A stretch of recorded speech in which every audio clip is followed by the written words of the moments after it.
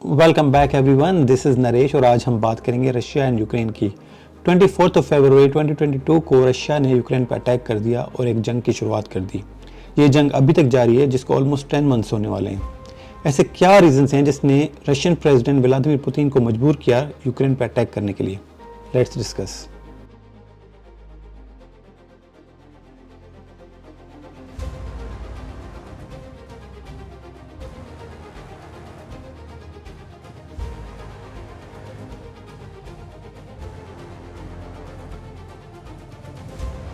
वैसे तो इन दोनों देशों की हिस्ट्री बहुत ही पुरानी है, पर हम स्टार्ट करते हैं 1991 से, जब सोवियत यूनियन यूएसएसआर की डिसइंटीग्रेशन हुई थी। यूक्रेन सोवियत यूनियन का पार्ट था और उसके कोलैप्स के बाद यूक्रेन को इंडिपेंडेंस मिल गई।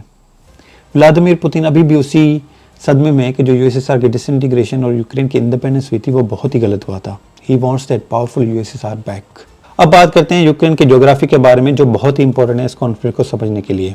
यूक्रेन के एक साइड रशिया एंड बेलारस है और दूसरी साइड वेस्टर्न यूरोप है, जिसको वेस्ट बोला जाता है।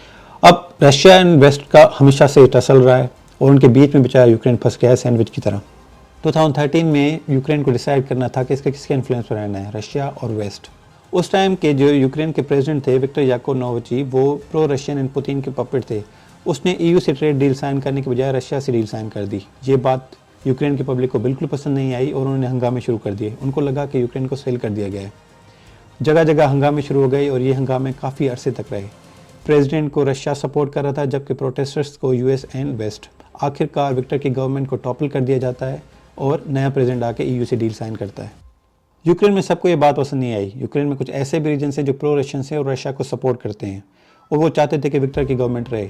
बॉर्डर की दूसरी तरफ पुतिन गुस्से में आ गया और उसने 2014 में यूक्रेन पर अटैक कर दिया और यूक्रेन के रीजन क्राइमिया को अपने कब्जे में ले लिया।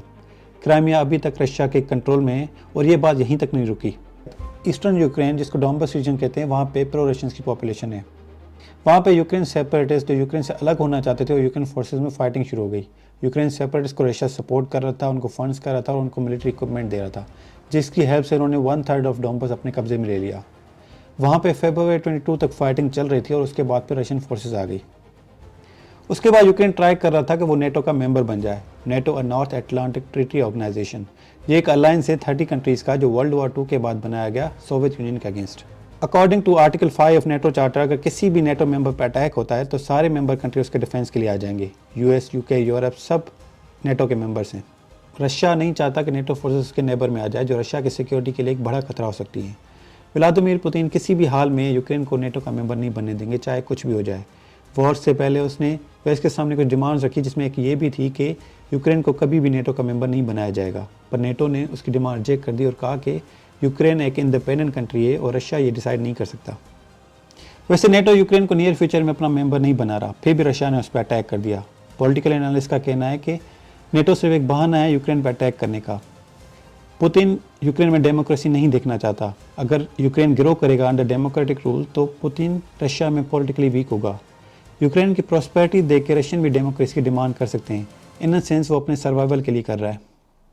इसके अलावा यूक्रेन में ऑयल एंड गैस के ट्रिलियंस ऑफ डॉलर्स के रिजर्व्स हैं, जो एक डायरेक्ट थ्रेट है रशियन इकोनॉमी के लिए, जिस पे व्लादिमीर पुतिन कब्जा करना चाहता है। जितना politically and economically Ukraine strong होगा उतना ही रशिया वीक होगा। अब तक इस जंग में हज़ारों लोगों की जानें चली गई हैं और मिलियंस डिस्प्लेस हो चुके हैं। रशियन फोर्सेस ने ईस्टर्न यूक्रेन को ऑलमोस्ट डिस्ट्रॉय कर दिया है, जिसमें civilian infrastructure, hospitals and government buildings हैं। जिन एरियाज पे रशिया कंट्रोल कर चुका है वहाँ के लोगों की हालत बहुत ही ख़राब है। न पावर है, न गैस है और पानी की किल्लत है। काफ़ी लोग माइग्रेट करके वेस्टर्न यूक्रेन और पोलैंड चले गए हैं। दोस्तों, सोचने की बात है कि कैसे एक लीडर के डिसीजन ने हज़ारों एंड लाखों लोगों की ज़िंदगी बदल दी। यूक्रेन के लोग जो सालों से नॉर्मल ज़िंदगी जी रहे थे, अब वो बेचारे भटक रहे हैं और मर रहे हैं। पावर एंड पॉलिटिक्स ने उनकी ज़िंदगी तबाह कर दी। आज के लिए इतना ही। Thank you so much.